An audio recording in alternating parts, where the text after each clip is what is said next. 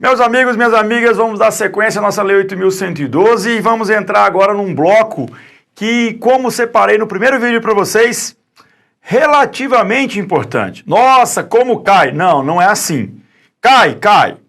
Nós vamos entrar agora no artigo 40 da nossa Lei 8.112, que começa a falar dos direitos e vantagens, começa a falar da parte remuneratória, conceitos como vencimento, remuneração, ok, beleza. Algumas situações de desconto da remuneração do servidor, maravilha. Mas sem tanta cobrança. Tem, mas eu diria que representa quase que metade do bloco 1. Um pouquinho mais que a metade, mas não chega a ser um bloco, então, tão relevante. Antes de entrar nesse bloco, sempre faça a leitura do primeiro bloco, porque ele tem uma incidência maior, tá bom? Então vamos lá. Direitos e vantagens do servidor, título 3 da nossa Lei 8.112, e a gente começa aqui falando sobre vencimento e remuneração. Primeira informação importante é que nós não falamos salário, né? Embora popularmente seja salário, é o que se fala aí de como forma de retribuição pelo que se trabalha, é o salário. Ah, meu salário. Para o servidor a gente não usa o termo salário. A gente vai usar vencimento ou então vai usar remuneração. Tem outras formas de salário, outras formas de retribuição financeira? Tem. Mas as principais, vencimento e remuneração. Quais seriam essas outras? Já ouviu falar de subsídio? Subsídio é uma forma de retribuição. Não existe na 8.112. Na 812. Não é que não exista no mundo jurídico. No mundo jurídico nós temos a previsão dela na própria Constituição. Na 812 não se fala nada de subsídio. Nós não temos essa previsão de subsídio. Tá bom? Uma outra figura que é forma de retribuição e que existe aqui são os proventos. Proventos, professor? Isso. Por quê? Vamos para a tela.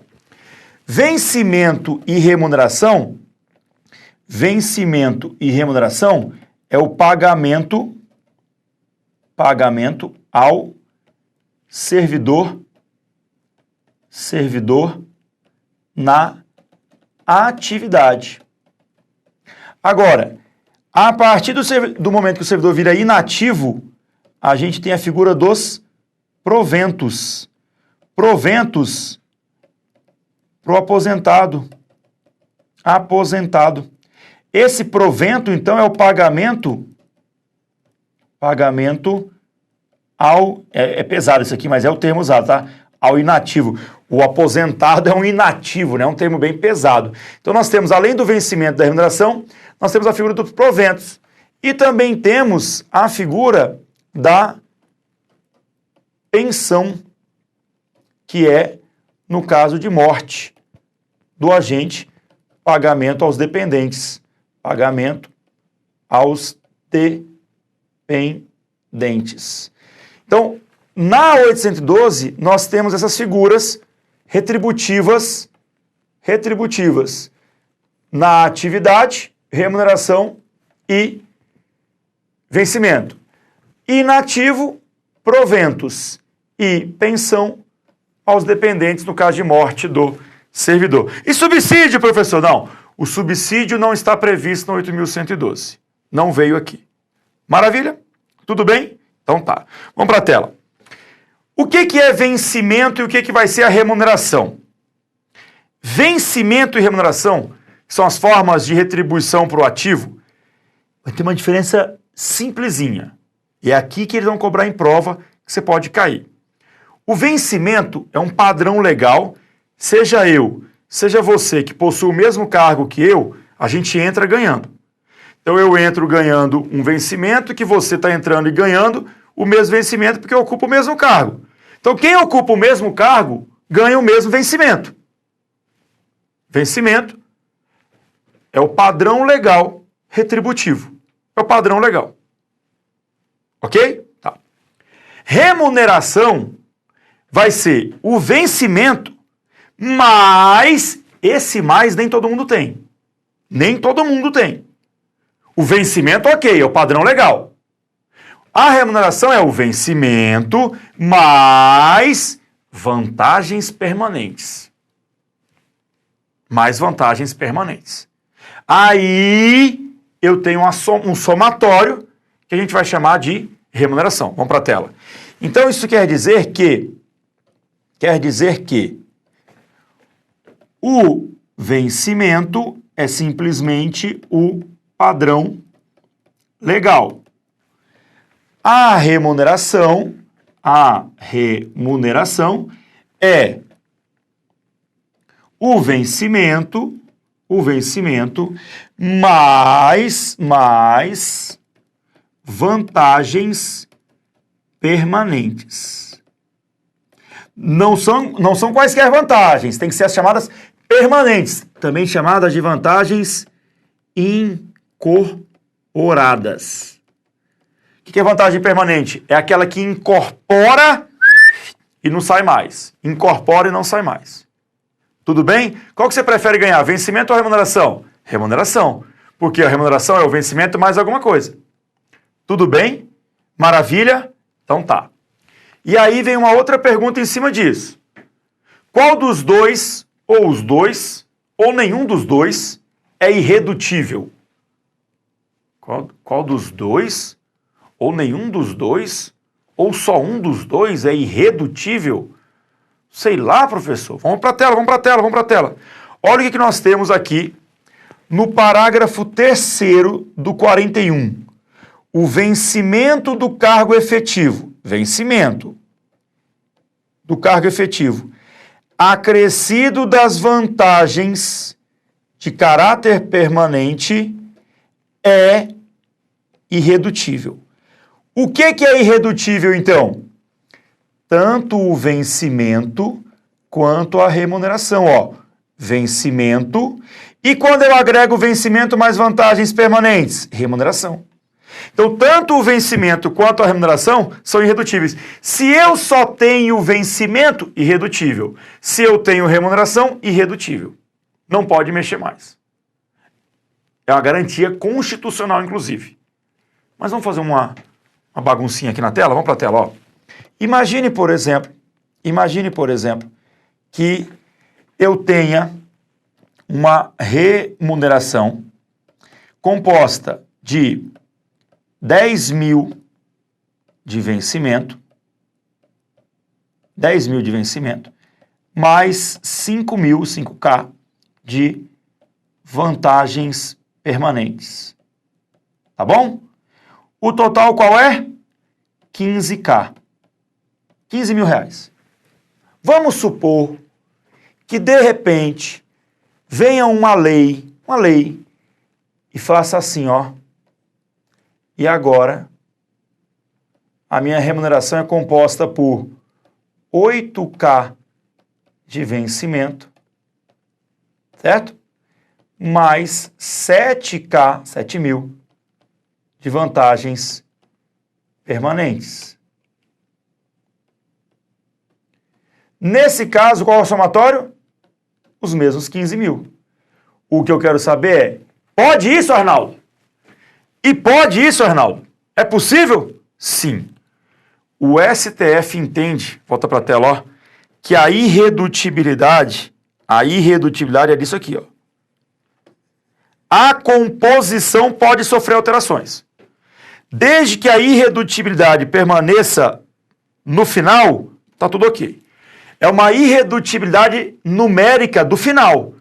Continua 15 mil? Continua 15 mil, então tá tudo ok. Então tá tudo ok, 15 mil. Tá maravilhoso, pronto, maravilha. Ah, mas mudou a composição interna. Não interessa, manteve lá 15 mil reais. Isso, é o que interessa. Tudo bem? Então nós temos uma irredutibilidade nominal.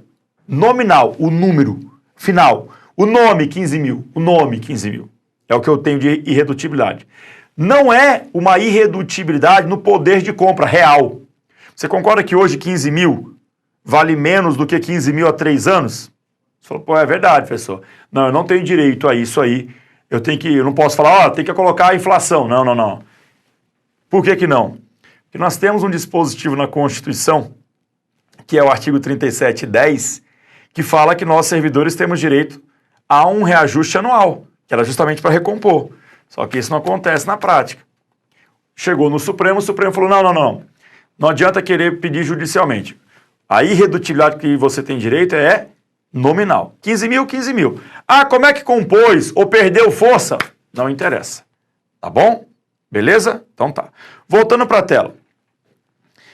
O artigo 40, ele já traz para a gente que o vencimento é a retribuição pelo exercício de cargo público com valor fixado em lei, é o padrão legal. A remuneração é o vencimento, mais as vantagens de caráter permanente, ok? Beleza. Agora, olha o que diabo traz aqui para a gente o parágrafo 5º. Olha isso.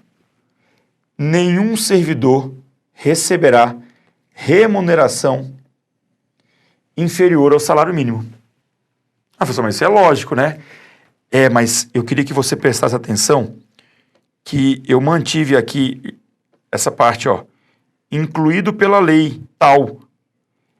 E olha aqui em cima, revogado pela lei tal. É a mesma lei. O que aconteceu? Esse parágrafo 5º, ele estava bem aqui, ó, dizendo que nenhum servidor receberá vencimento inferior ao salário mínimo. Ninguém, olha isso. O que era proibido antes era que o vencimento fosse menor que o salário mínimo. Era proibido o vencimento. Aí eles revogaram e colocaram, não, a remuneração é que não pode ser inferior. Implicitamente quer dizer, o vencimento pode. Você fala, professor, mas como assim? O vencimento pode ser de R$500? Pode. Mas não é proibido receber menos que o salário mínimo? É. Só que o que eles fazem? Colocam um vencimento baixo, bem baixo, e te dão gratificações permanentes e você acaba recebendo ali R$3.000. É acima do salário mínimo. Só que você não percebe que o vencimento é menor. Isso na prática quase não acontece, mas só para teoricamente. Esse vencimento é menos que o salário mínimo. Por quê? Porque geralmente as vantagens são todas calculadas em cima do vencimento. 1% sobre o vencimento, 1% sobre R$500. E não sobre 3.000. 1% sobre mais... É sempre em cima do vencimento. Sempre não, mas é quase que sempre em cima do vencimento. Então foi uma maneira de impactar menos as retribuições. Por isso, para a prova, tomar cuidado. Vencimento pode ser inferior, remuneração não. Tá? É meio estranho isso, mas é a mensagem da lei. Vamos continuar. E continuando, nós temos aqui aquele dispositivo da Constituição que eu tinha feito referência, ó. O artigo 37 da Constituição, no inciso 10, diz que a remuneração dos servidores públicos e o subsídio de que trata o parágrafo 4º, note que aqui ele fala de remuneração e fala de subsídio, porque isso aqui é a Constituição Federal. Somente poderão ser fixados ou adulterados por lei específica, então lembre-se que a modificação é por lei, observada a iniciativa privativa em cada caso, assegurada a revisão geral anual, sempre na mesma data e sem distinção de índice, que na prática, assegurada essa revisão geral só para inglês ver, porque na prática isso não acontece desde 2003. Inciso 15, outro interessante. Os subsídios vencimentos dos ocupantes dos cargos e empregos públicos são irredutíveis. Note que aqui ele colocou o subsídio e os vencimentos dos ocupantes de cargos e empregos são irredutíveis. Sim, há uma irredutibilidade dos vencimentos. Ok? Ressalvado algumas situações, isso não nos interessa nesse momento.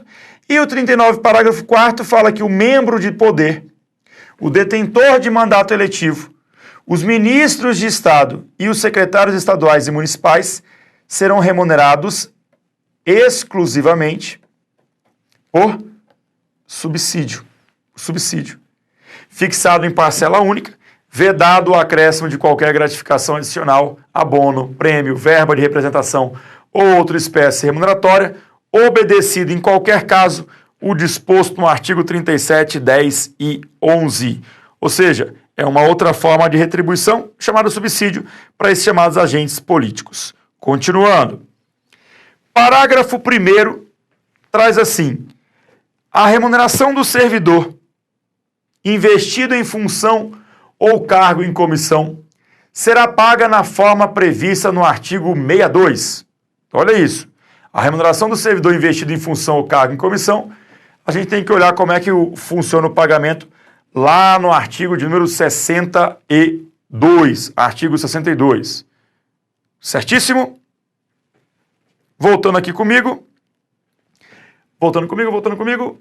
Aqui, maravilha. Parará. Ok. Parágrafo 2º, vamos continuar nele lá, só que eu tinha visto a numeração aqui, que eu tinha parágrafo 1º, porque a gente começou no parágrafo 3º lá. Parágrafo 2º. O servidor investido em cargo em comissão de órgão ou entidade diversa de sua lotação receberá a remuneração de acordo com o 93, isso aqui a gente vai ver depois com calma. Parágrafo 4º. Esse parágrafo 4º, nós temos que aqui conhecer pela letra da lei, embora ele já esteja contrário à Constituição. O parágrafo 4º fala que é assegurada a isonomia de vencimentos para cargo de atribuições iguais ou assemelhados no mesmo poder, ou entre servidores dos três poderes, ressalvadas as vantagens de caráter individual. Meus caros, desde quando entre os três poderes há essa isonomia? Isso é proibido. Até porque você tem fontes de pagamento ali que vão diferenciar. Não tem como, é impossível isso. E a própria Constituição colocou, olha lá, ó, 38, inciso 13 da Constituição. É vedada a vinculação ou equiparação de quaisquer espécies remuneratórias para o efeito de remuneração de pessoal no serviço público. Então, esse parágrafo 4º, ele já não deveria existir mais. O problema é que ele já caiu, inclusive, em prova do MPU.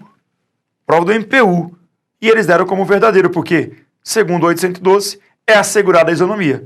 Então, aqui é o tipo de questão que, inclusive, fizemos recurso e tudo mais, não adiantou nada. Então, é só lembrar que a 812 assegura essa isonomia. Agora, se você também não lembrar disso, para efeito de prova não tem problema. Lembre da Constituição, que proíbe, voltando para a tela, ó, proíbe a vinculação ou equiparação. É isso que tem mais chance de cair, tá bom? Seguindo. Artigo 42. Esse 42 não temos que discutir. Ele não existe mais. Por quê, professor? Porque o 42 está tratando aquilo que conhecemos como teto remuneratório. E não é por aqui que a gente tem que estudar teto. Teto remuneratório, a gente estuda pela Constituição Federal. E olha o esqueminha que eu fiz para vocês aí, ó. Teto remuneratório é pela Constituição Federal.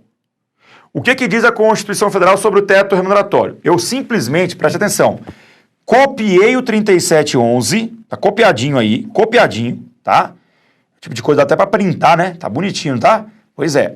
Copiei para que você entenda que esse teto remuneratório, ele tem que ser analisado de uma maneira bem tranquila. O que é o teto? Como o nome ajuda, teto é o limite máximo, para cima, ó, olha aqui.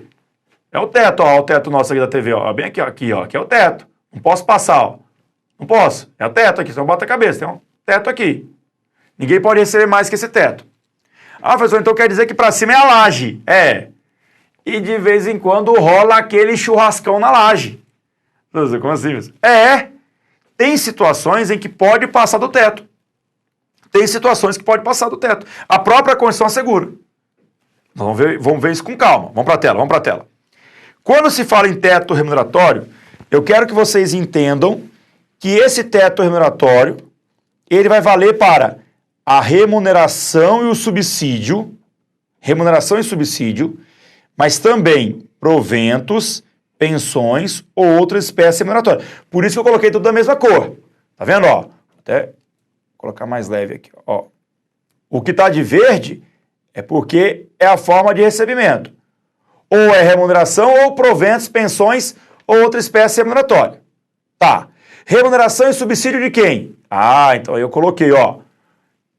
Ocupantes de cargos, funções e empregos públicos. São os orelhas, os servidores administrativos, os agentes administrativos. Cargo, função e emprego público na administração direta, autárquica e fundacional.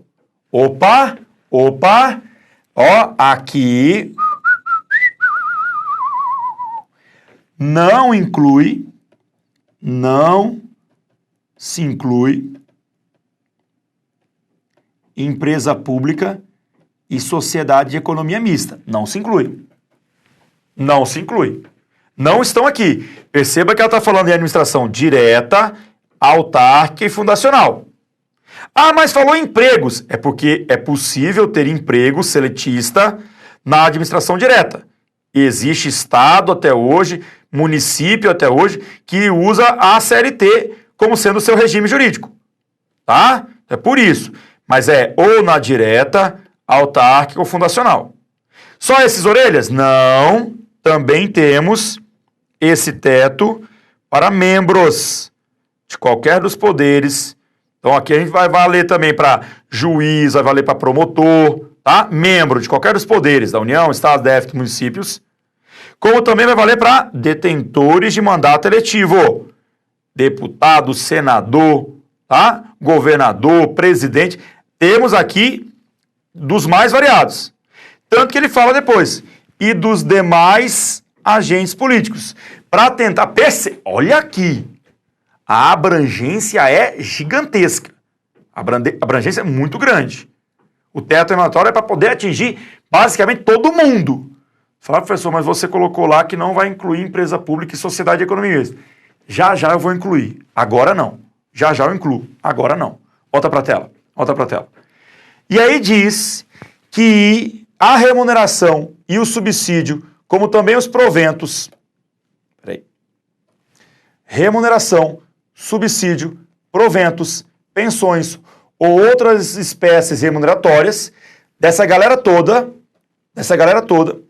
percebidos, ou seja, recebidos, acumulando ou não, ó, cumulativamente ou não, incluídas as vantagens pessoais ou de qualquer outra natureza. Ah, qualquer outra natureza?